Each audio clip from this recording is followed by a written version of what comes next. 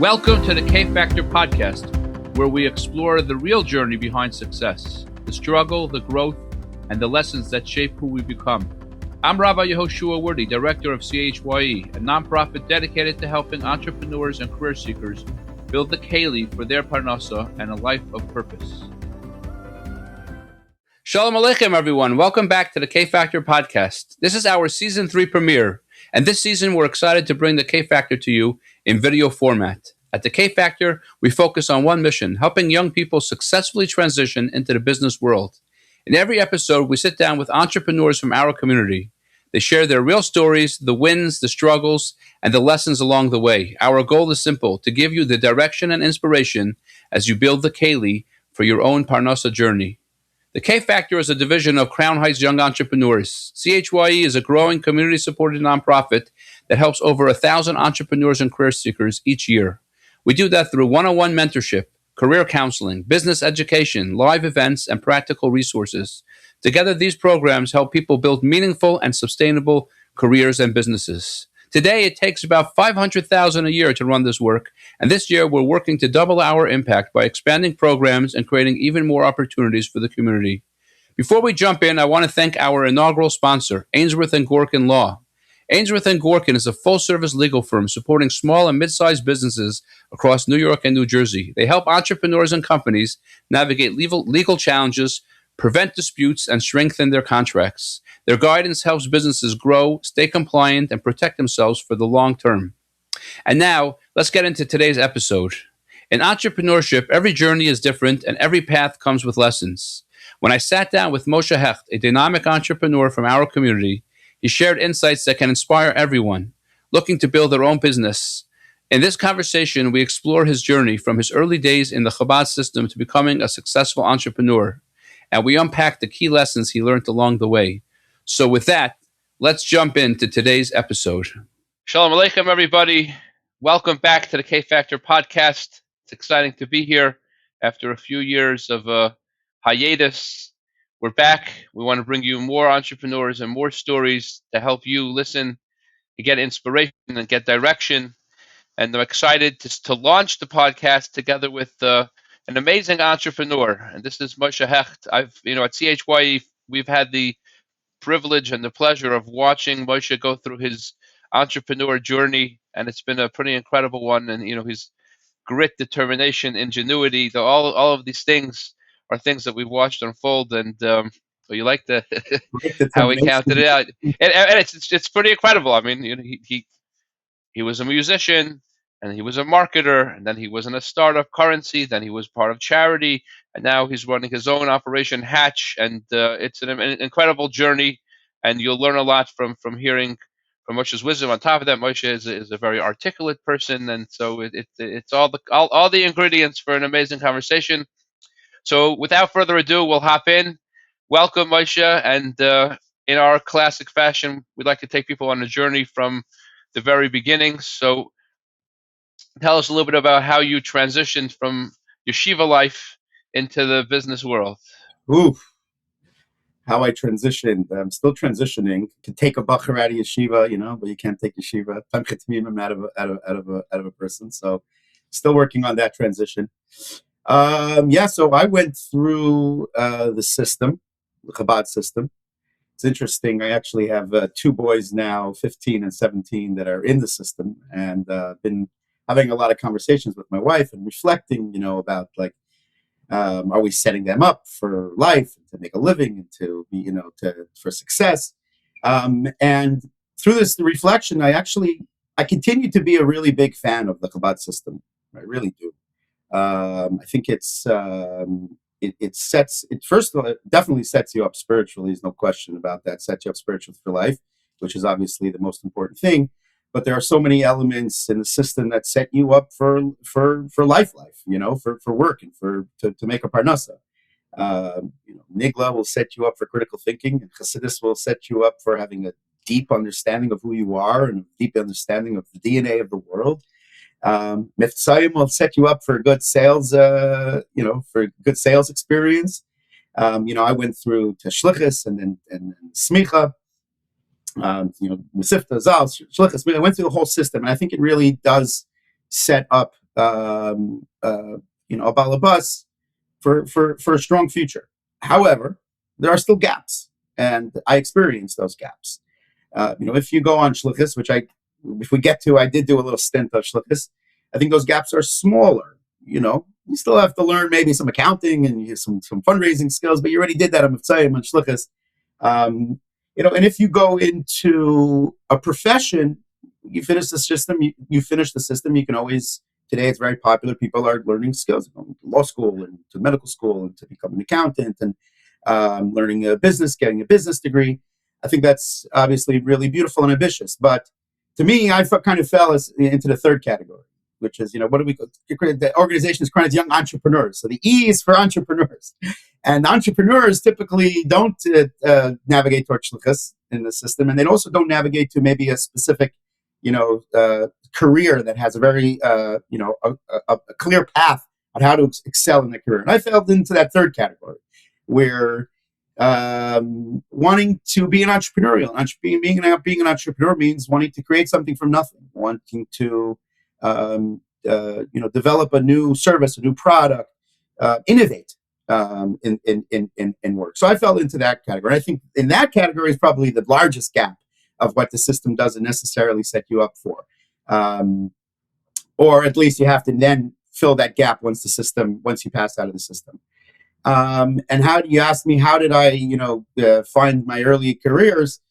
The first many years, whether it was 7, 8 years, it's a learning. It's all that whole stage, that whole early 20 stage. You're getting an education through the roles that you are taking. Okay, but what was your first role outside of the musician part, as a job? I don't know if you know this. I actually, I don't think we've ever talked about this. I actually worked for the Allgemeiner Journal when it went English. David Efyun and I were classmates in yeshiva, and he had this big vision to turn the Allgemeiner into English and to become this big brand for Jewish voice. And he was good at the editorial department, and I was good at sales and marketing. So we worked together to launch that first English Allgemeiner, and then it became what it is today. It's actually, it's successful today. And he's moved on to become an editor in another paper. So I started to sell ad space for the Allgemeiner, and then I did other things. I started to from selling ads in the Allgemeiner, the companies that I would talk to, that I was selling ads to, when they sent me their ads, I'm like, these ads are terrible. I said, I can help you make better ads. Did I know how to make better ads? No, but I was, I had ambition, and I was a creative person. So that led me into marketing, and then things started to evolve. One thing I can say, kind of my anchor through this whole learning stage process of my 20s was that because I knew that I was going into this entrepreneurial route, I knew that there were a few core things that I think I had. And I think maybe a lot of young people from CHYE come to me, whether you're sending them to me or meet them at events or whatever, and they ask me these, for some advice. So I tell them like this: there are probably 3 key ingredients that you need to have if you want to go on this entrepreneurial route. Otherwise, and I say this to them, either go on shluchus or go go into a career where there's a clear path of how to get to, whether it means going to school, whether it means taking classes, whether it means, taking a job with somebody for a specific thing. But if you want to go this entrepreneurial route, I think there are 3 key things. There are 3 key things that you need to accomplish this. The first thing is that you have to have a core ambition, right? In other words, and that's something that you can't teach that to a person. There has to be an unquenchable thirst for creating something, for innovating in something. So number 1 is an ambition, and that's not something that you can learn. It's not something that can be taught. That's just something, a core, natural. Either you have it or you don't. Okay. The second thing is, this you might learn later, but you have to have a really strong risk tolerance. Okay, because what I can guarantee you going in this entrepreneurial route is that you're going to fail multiple times. Okay. Some more than others, but you're definitely going to have a series of failures. So you have to have a really strong risk tolerance and be okay with failure. The third thing is you have to know what I would say probably your one core skill is. Maybe one or two. And again, these are not things that are teachable. For me, it was probably sales and communications. I knew I was really, really good. I was great on Mivtzaim. I was great in camp plays. I was great in all these things that through the yeshiva system that I knew I had this core skill, which was sales and communications. And because I knew those three things, that I knew what they were, and I knew that I had them, how I fell into my jobs, opportunity came. Hashem knows how to maneuver opportunity in your direction. The first job with David Effin, he was a friend in yeshiva. The marketing job is because when I was selling to these businesses, I said, hey, I think I can make your advertising better. And then the next stage was currency. It was my brother. He's like, listen, Moshe, you have marketing skill. Let's try you out in the business. Then charity, it happened because it was another Lubavitcher. And then Hatch already, once I spent all those years honing my skills and harnessing the opportunity that was around me, at that point, I was able to say, okay, now I can make a move and move out on my own. I hope some of that was helpful for the... Very good. You encapsulated that very nicely, but let's drill in, because you just went through the whole life cycle. So let's drill. First of all, any important lessons from your marketing job before currency? Was anything that you experienced there that was an important lesson that someone could take out of it? Anything? Yeah, I touched upon this story. I'll tell you, I'll dive into it a little bit more. But I was selling advertising for the Algorithm, and I was in an office. I was in an office for a really large company, and I was selling him space. And the conversation went in. He's like, he's been using the same ads, putting in the same ads in the newspapers, and he wasn't happy with them. So in the back of my mind, I was, listen, I can do two things right now. I can either say, this is not my job. My job is to sell you the ad space. My job is to not make you better ads. But in that office, I said, just like, I took a risk, and I said, I can make you those better ads. I've never made an ad before in my life. I can make you those better ads. It's like, how do you do it? He's like, well, I have a copywriter, I have a designer. I hadn't have any of those things. And then I went back, and then I left the office, and then he's like, okay, if you can make me the ads, this contract, we'll sign a contract. So I was like, okay, now I got to go make the ads. And I figured it out. So I think the biggest lesson to me then was pivot quick, fast, trust. But you had a confidence. You saw what you thought. I think that has something to do with my last name, probably a certain confidence. And I wrote that confidence throughout that whole training. All those training years, I wasn't afraid to take risks. I was very ambitious, and I confident, yes, and also knew what I was good at, and knew my God-given gifts, and knew that I needed to hone them, develop them. And increase the value of their output. Okay, so in those early years, while you were doing the marketing, you were also, side gigging. You were a musician. I mean, you were all in as a musician. And any words of wisdom for anyone that's listening who might be dabbling in that space? Do you have any comments you want to share about that part of your life? Don't do it. Don't do it. Listen, you gotta try things. It's very hard. It's very easy to say in hindsight. Hopefully in your 20s, in your early days, you have some rope to try things. If you don't try things, you'll never know, right? One thing I know is I thought I was going to be on the cover of Rolling Stones magazine. That was an actual delusion that I had in my mind, that I actually thought that's where it was going to go. There was only one way to find out if it was possible, and now obviously it wasn't, or at least then. Maybe it's still possible, but there was no way of finding out. You got to try things. I think the biggest lesson that I learned from doing the music is that you got to try and find out, and hopefully you have some rope to do it. Yeah, you have some rope to do it, but you'll never know. You'll never know what can happen, and the lessons and the failures and the things that are going to happen with every single thing that you attempt to do, will be very beneficial for your future. I also learned some communication skills. It also honed some of my core communication skills. Taking an idea, putting it into a song, getting a band together, getting up on stage. This is all marketing. It's all communications. Nice. It played to your core strengths. So Absolutely. there you are, and you moved in to currency. Tell everyone a little bit about what that startup was, and what's a lesson or something that happened along the way in currency. Yeah.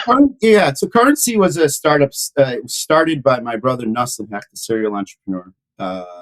It was digital, without getting into much of the technical things, but it was a digital currency for the internet. This was when Bitcoin was, I think, under $15. I remember us sitting, and the way I know this is because we were sitting around the office and talking about Bitcoin at $15 and debating whether we should buy some. And I mean, we know the end of that story. I probably would be on this podcast, but it'd be a different narrative that we'd be talking about. So we didn't buy the Bitcoin, but that was an interesting time and very, very ambitious idea.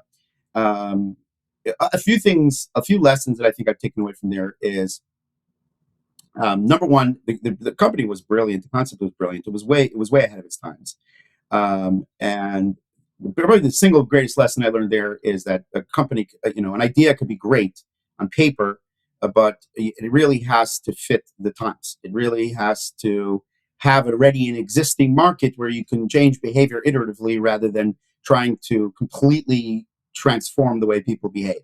I mean, you have some of those innovations that happen every 20, 30 years, and some people do that, but for the most of us, innovation happens iteratively. So I think the company was just way ahead of its times, and it's helped me in all my future endeavors to kind of check myself, like, is this thing that I'm working on, is there a market for it right now? How much behavioral change are we going to need to enforce?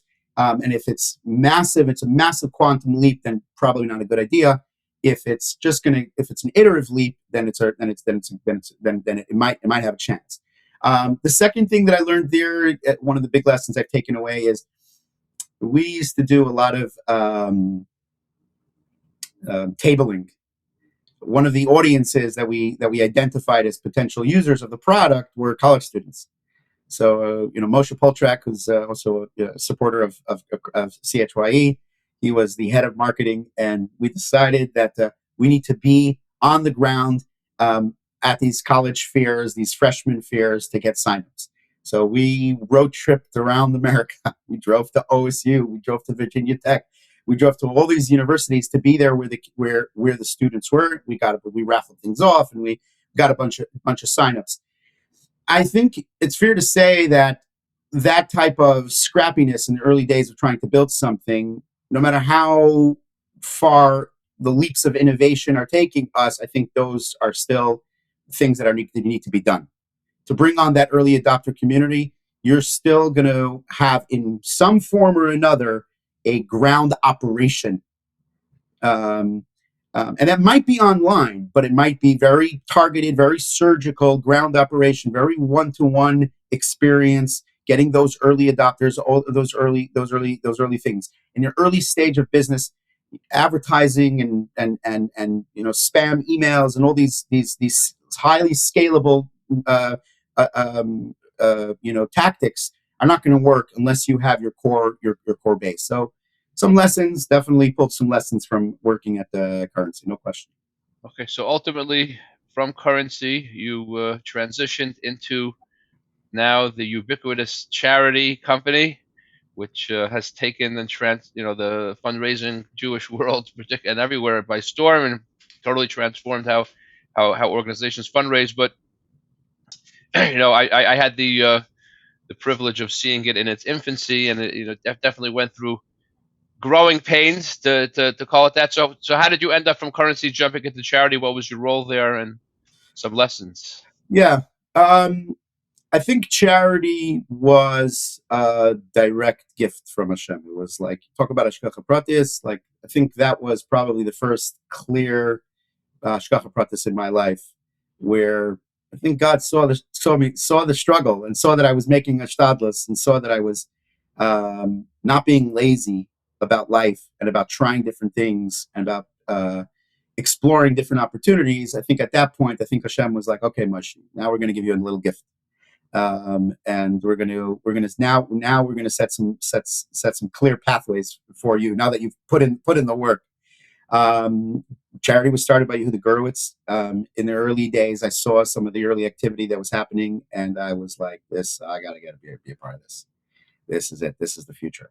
And to me, it on a personal level, I've always had this dual struggle of a spiritual component of me that coming from the Hecht family and generations of rabbis and spiritual leaders and Jewish leaders, which is something that very much resonated with me. I did a shlichus stint. My music to me was very much a shlichus. But then I also had these creative, innovation, entrepreneurial ambitions, and for a long time they were conflicting. At one point I was singing, doing music at night, and selling advertised during the day. It's like it's a conflict, and there was a tension there. To me, charity was the fusion of these two tensions, where you're able to, the way I saw it, was build a really big, successful company, at the same time helping people help people. Helping people raise money so they can continue to do good work, community work. Whether it was Chabad houses, whether it was American Cancer Society, we were talking about people who were changing the world. So there was this beautiful symmetry of both of my worlds, and that was a God-given through natural causes, through Yehuda Gurwitz, through different. So that was very exciting. Charity was, to me, What role were you brought in to do? So originally I was brought in as head of sales, naturally, right? And then the company kind of went to some bit of a roller coaster. At some point, it was just me and Yehuda Gurwitz in the office through a lot of early challenges, and then we kind of rebuilt it from ground up. We made it into what it is today. Are you able to share a little bit about how you rebuild when things go down, so to say? Like, is there anything that you could share about that? Or? I think we faced probably every challenge that early startups would face. I think there's a list somewhere. No money. There were a lot of security scares in the community that we were accused for. There was the whole fear that this whole thing was hype. We had to rebuild the technology multiple times. I think we went through like all of the classic challenges that early stage startups that either fail or make it, but they go through these startups. I think the reason why it succeeded is because the core early team, we believed in it that much. We had in probably an irrational, delusional belief and core belief that this is going to happen. And I think, and it's not like a belief, a pie in the sky belief. I think what we saw is as follows: we saw a wave was coming, or was happening already.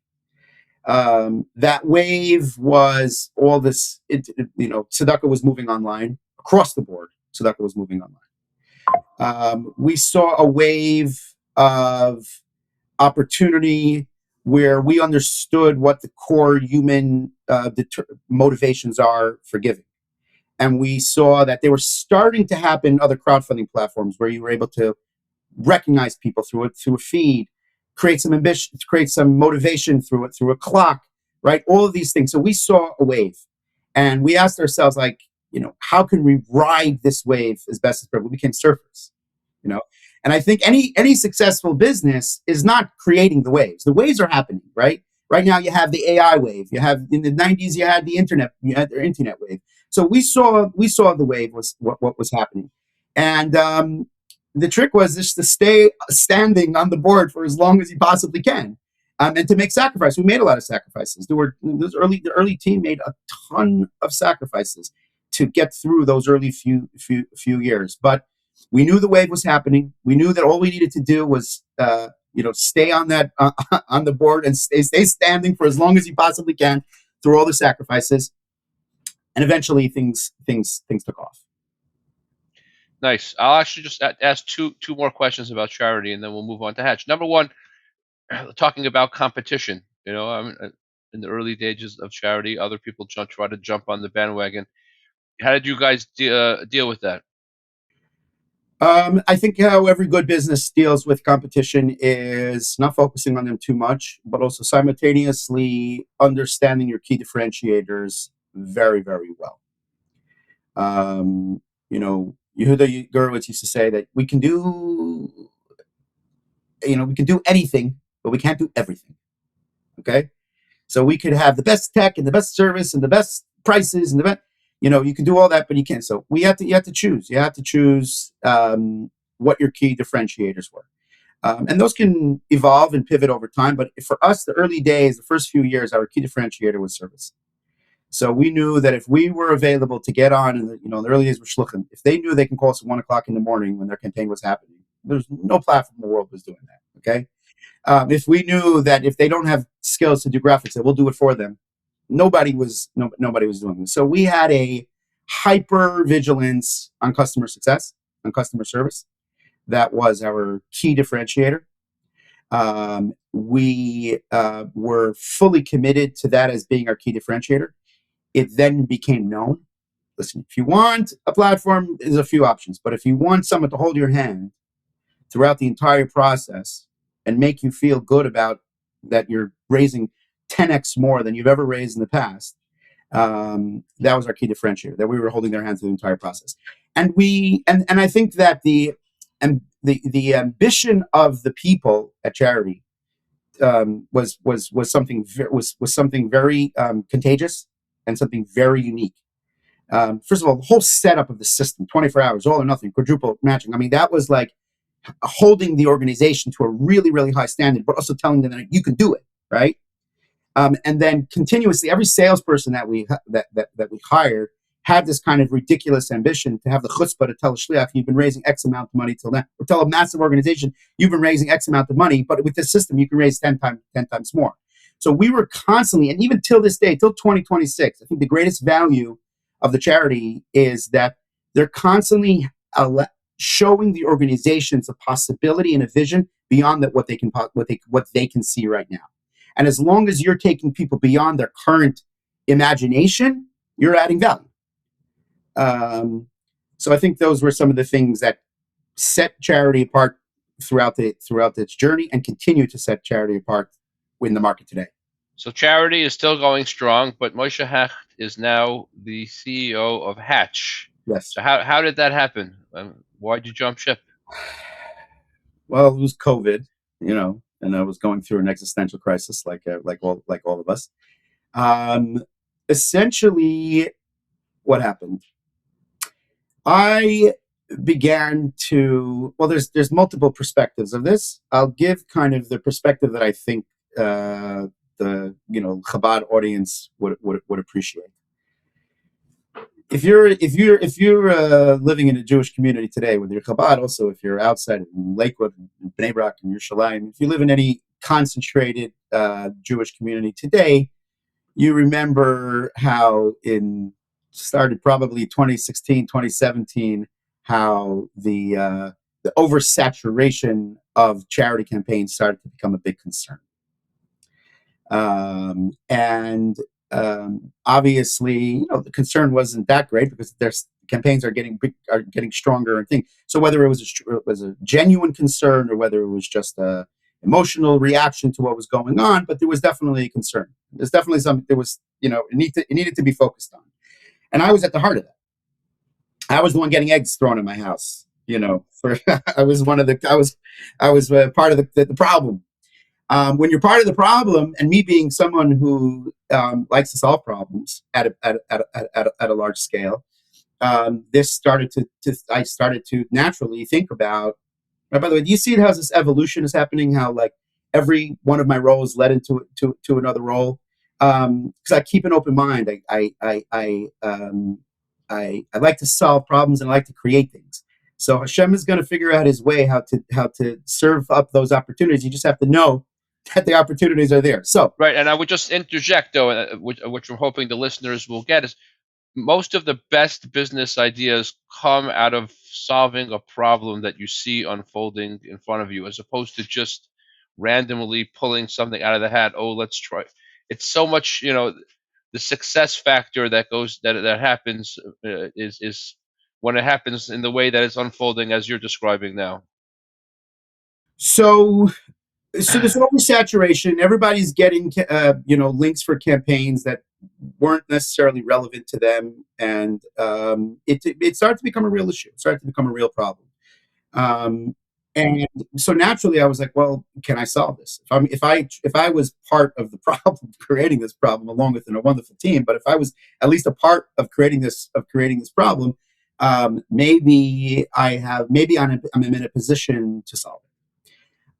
And I thought for many months of what the answer to this is. Ultimately, I went out into this, looked into the broader nonprofit space, and saw what are some of the solutions that could possibly solve this. And there was an industry called wealth screening. Okay, there are about 5 big players in this space. A type of service that collects public information on millions and millions of people, all public information from the IRS, the FEC, the SEC, mortgage holdings, to build a wealth signaling profile, to build a prospect research profile. Okay, and it was typically used in universities, hospitals to identify rich people. Right, a university has 1 million people in their database from 50 years of alumni. You have a fundraiser who's looking to find rich people in their massive database. They use a wealth screening platform to identify who would be a good fit for this organization, predict how much they can give, et cetera, et cetera. So I was like, that's interesting to be able to get intelligence on individuals. Wouldn't it be interesting if we could get intelligence on not just on the mega rich, but on everyone? And imagine if we could gather enough micro bits of intelligence on your average person, put all of that intelligence into one kind of profile and into one bucket, figure out from all those little pieces of data of what do they care about, what's their lifestyle like, what other tzedakahs are they giving to, what's their true capacity, right? What's their social network, all of the things that can predict the best opportunity, right? To move them away from getting every single opportunity like was happening then, and moving them into a world where the organizations were empowered to target them specifically for the things that they actually care about, right? And for the opportunities that they're actually very likely to say yes to. And that's where Hatch was born. So I went out and built a system where we're collecting data from over 30 different public sources, right? We're bringing it into one single location. We've built different AI-powered algorithms and scoring methodologies to essentially give the organization deep insight into who this person is, what they care about, what their lifestyle is like, what their capacity is like, what their propensity to give is, what their affinity is to your cause, and to give them predictive power so that the next time they're considering making an ask, starting a relationship, continuing a relationship, they're equipped with information that can help them build a stronger, more knowledgeable, more healthy relationship with donors. So that's how Hatch was born. Okay, nice. So there you are. I mean, you're in charity, and you make this big jump to being a startup. I mean, to do that on that level, I mean, there's different ways, there's different roads that you could go down. There's being more of a traditional business, and then you're in the category of a tech startup, which means that you're developing a software and you require multiple rounds of funding. Why did you choose to put yourself into that category? That's a good question. As opposed, for example, to charity, which is charity for the of a most traditional part, business. Yeah, charity for the most part was bootstrap. We did one round of funding, small round. But for the most part, it was a bootstrap company. Continues to be a bootstrap company. It wasn't on a venture funding track. The reason why I felt that Hatch needed to go in that direction is because I understood that in order to build the technology that I wanted to build, it was going to need a lot of resources and capital. And I wouldn't be able to, and even if I can build something iteratively and try to get those companies, I knew that for the first few years, I'm going to be spending a lot more than I'm going to be making. And I didn't think that I can get customers to catch up to that spend. And that's every startup that decides to go the venture track to raise money is they have to have a realistic understanding of the technology that they're building, and how much resources it actually needs, the technology to build. And I knew that what I was setting out to build was a very, very ambitious, highly cost, high cost, very expensive, both on the data licensing, to be able to get data to adhere to the highest levels of privacy, security. So licensing that data, building out the AI algorithms that we built to actually have quality predictions on individuals. I knew that we need a lot of capital for this. So we went to the venture route. Started off with an angel round of philanthrotechnologists, people who were both philanthropists and technologists. So we had a few core of those people. We got a few customers, showed a proof of concept, developed some level of product market fit, and then we were able to get another round, and Baruch Hashem, we're moving along. So let's talk a little bit about just for people. This is something common that we see. A lot of people have these ideas like you had, but then they have no experience in tech. So how do you some people, it becomes a complete disaster. They hire the wrong people and they just blow their money and their ideas dead in the water. How are you able to find the right technical people and to be able to build your product? Do you have any wisdom you could share on that?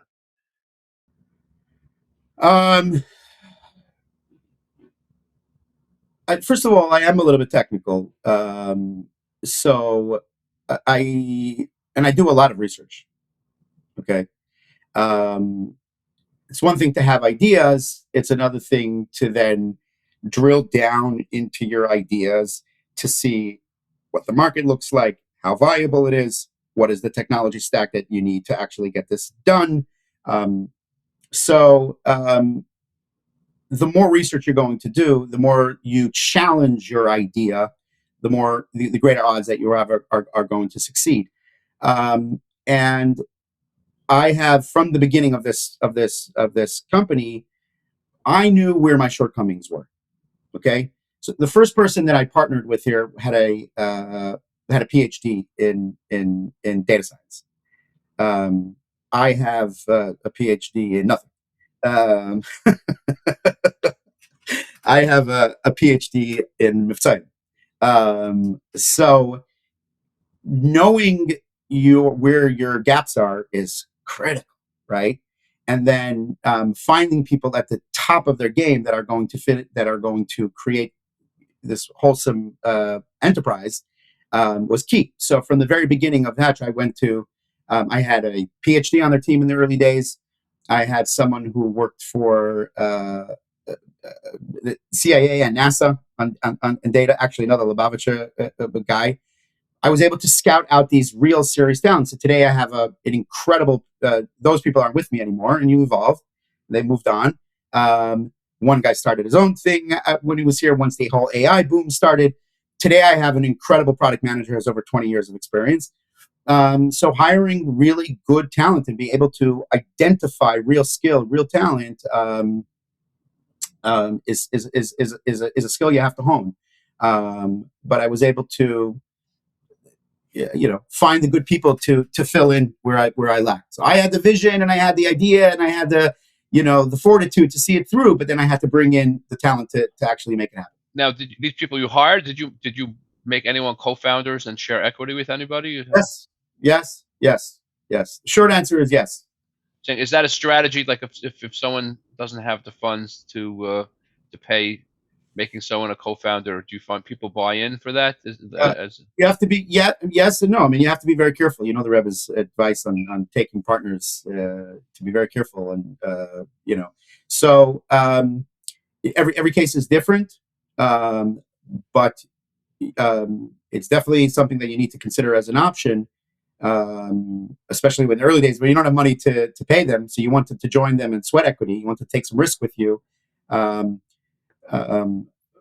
I can't say blanket, like, if you don't have the skills, hire a partner. Sometimes you don't necessarily want a partner. You just better raise the funds to hire them. So it really depends. For me, the level of skill that I needed was at such a high level in the very, very early days. There was no way I was going to be able to raise the money within that short period of time to hire someone to pay what they're really worth. So I partnered with people that were really willing to take risk with me, that were able to build that initial infrastructure. How did you go about finding these people? I hope people aren't offended by this answer. But if you have to ask that question, then then it's not for you. And if people ask me, like, meaning not you, meaning if somebody has to ask that question, like, how do you go raise money?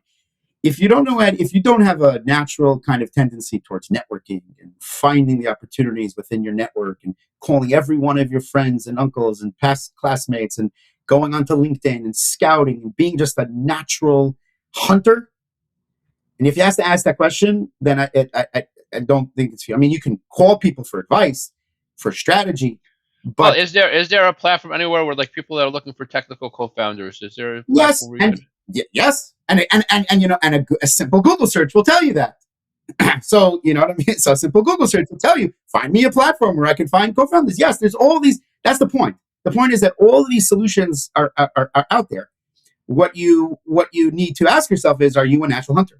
And you're going to think, if you are a natural hunter, you're going to find these things, and Hashem is going to dance along with you, and He's going to help put these things into your lap. That's the best way I can answer that. Okay, so let's talk a little bit about pivoting. So you had your original vision for Hatch, and you jumped into the world, and you got your initial customers. Sometimes you have to be open to listening and being ready to pivot. So tell us a little bit about your experience with that in Hatch. Yeah, so we had to do a really big pivot a little bit over a year ago, and this is where lessons of past travels sometimes will serve you, and then sometimes you're just going to have to learn the lesson all over again. So one of the ways that charity grew was that we started in our backyard. Right, we started with our brother-in-laws. Each one of us, our early teammates, had a brother-in-law that was Hanshlichus or a sister, or right. We started in our backyard, and then networks effect happened where the board members of those Chabad say, "Hey, I have a Hillel," and so there was this beautiful network effect that happened until it became what it is today. So I was like, "Oh, that should work with Hatch as well, right? Let's do that," and it didn't. We had started off in the Jewish world with my book of business. Right, and you leverage your background. Yeah, I leveraged my network, which is the right way to do it. And you should always do that. The challenge was that the technology did not, at least at that point, did not fit naturally into this community. And the main reason is, two main reasons. The technology wasn't there yet when we launched this thing 4 years ago. But at the same time, there was a personnel, a staffing that needed to be able to make this platform successful. That this entire SMB, small to mid-sized businesses of nonprofits, just didn't have that staffing. So we tried for 2 years in this small to mid-sized business, thinking and hoping that we would create that network effect. And more than half of those clients just churned over time. Some of them are still with us because, for whatever reason, but a lot of those ended up churning. And I realized churn, by the way, for those listening, that means it's the technical term where they don't renew. Basically. Yeah, they don't renew because they were hooked on the promise. If you can tell me everything I need to know about my people, and you're going to give me these AI predictions, and it was like, wow, this is an incredible thing. But at the end of the day, they got into the system, and the system needs a staff member devoted to getting the benefits out of the system. It was like trying to sell. Imagine you're trying to sell QuickBooks, which is like finance accounting software to a company that doesn't have a bookkeeper, doesn't have an accountant. It's like no matter how beautiful it is, if there isn't a staff member there to actually put in every single receipt and every single profit and loss, it doesn't work itself. So we realized that this is a research platform without selling it to organizations and have researchers. So about a little bit over a year ago, we realized that we had to pivot and we had to go completely to the audience that we didn't want to, which was the universities, the hospitals, large federated organizations that were working with competitive platforms. We thought we would go to a completely blue ocean, the SMBs, the small businesses, completely blue ocean. They have very, very little competition there. We just gobble up the whole market. We realized that wasn't working. So we had to go take a risk of going up into the enterprise market, universities, hospitals, large federated organizations, that while it was hard to get them to sign up because they were already working with a competitor in this space, and it's like a red ocean, very bloody, but there's a lot of people trying to get the same customer, fighting over the same customer. We realized that was our only chance that we had for this thing to actually survive. And that's when everything started to take off. Where organizations were like, they what the original customers were saying, that's an issue, I need someone to do this. They were like, well, this is what this person sitting next to me does every day. So the platform helped them get the job done, helped their employees accelerate their output of the job that they were working on. So that's where, in Baruch Hashem today, we have universities, hospitals, large federated organizations. Some of the biggest nonprofit brands in the United States are using Hatch.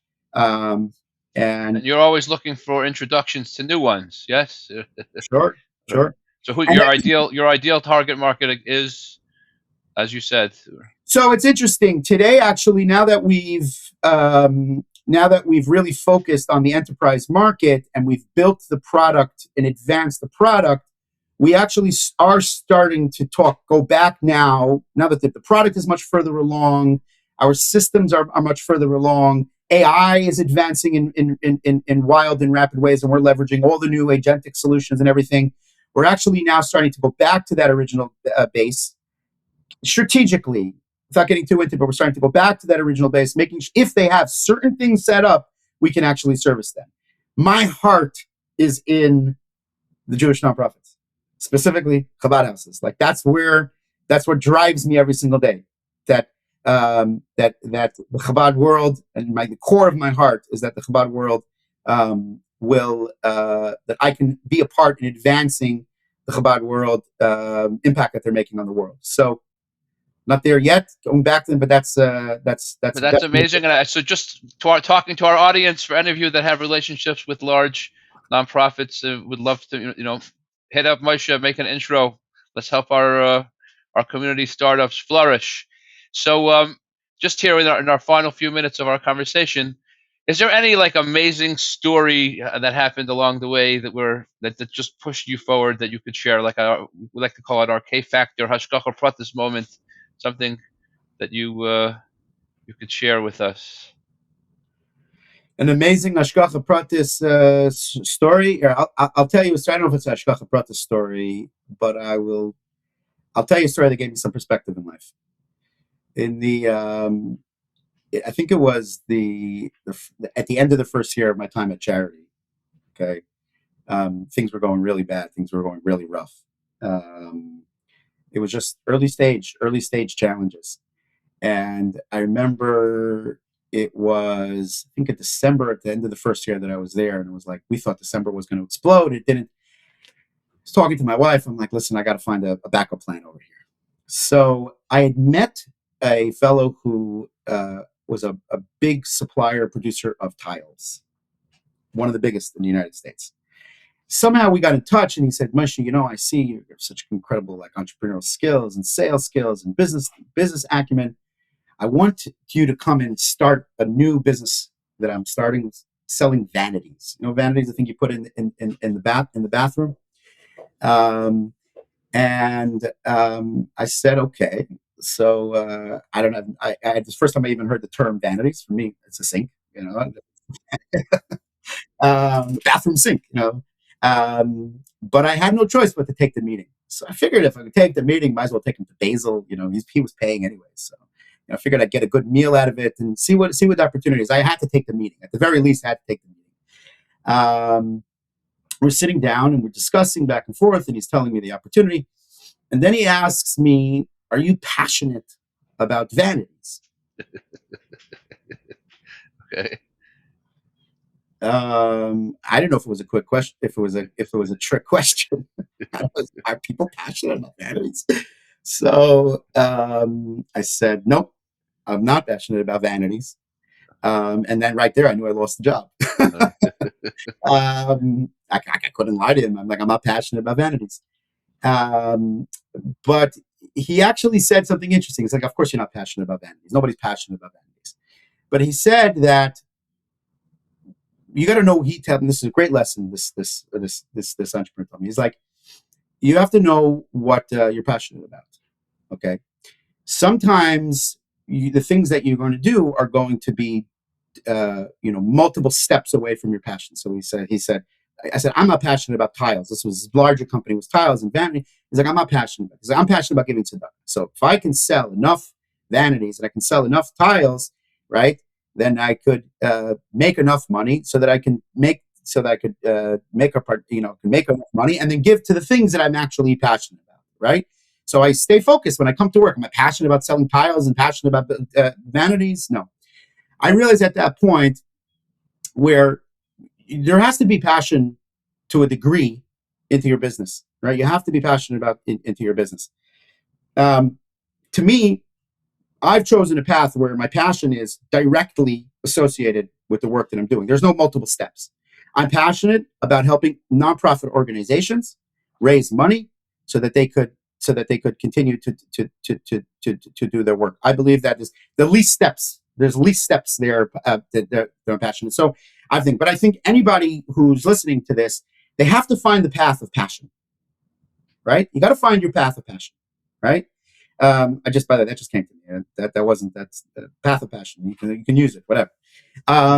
Where you have to be able to connect the dots. You understand, like, what am I doing? People say you have to love what you do. Well, not necessarily. You just have to love doing it, right? I don't love whatever you're out there looking to do. You don't have to love necessarily. You just have to love doing it because deep inside you understand that I'm doing this, which is going to, whether it's selling jeans online, whatever it is, I'm selling that so that I can make enough money, so that I can give my tzedakah, so that I can support my family. If you can find things, in my case, I've been blessed to find the least distance of the path where I know that I get up every single day. I'm literally directly helping nonprofits, but everybody needs to find their path of passion to be able to, in their mind, saying to themselves, "I'm doing this because this is going to lead me to this, because that is going to lead me to that." If you do that, then you'll be happy. Then you'll be able to be successful in what you do. That's wonderful and amazing. And this was a wonderful conversation. I hope that all of you enjoyed, and we wish you continued hatzlacha. We're looking forward to Hatch's continued success, to your A round, to your B round, to your exit. Emir Hashem. Tremendous hatzlacha. Thank you. And thank you, Yehoshua. I just want you to know that for everybody listening, I've a front row seat of everything that Crown Heights Young Entrepreneurs is doing. It is a critical organization in the community. I don't want to say that if it was around or if it was at its full iteration that it is today, when I was graduating yeshiva, then probably would have helped me more. But I've seen firsthand how you're helping people. So in any way anybody's listening to support this critical organization, they absolutely should do so. Thank you very much. Shukayach. Hatzlacha Rava.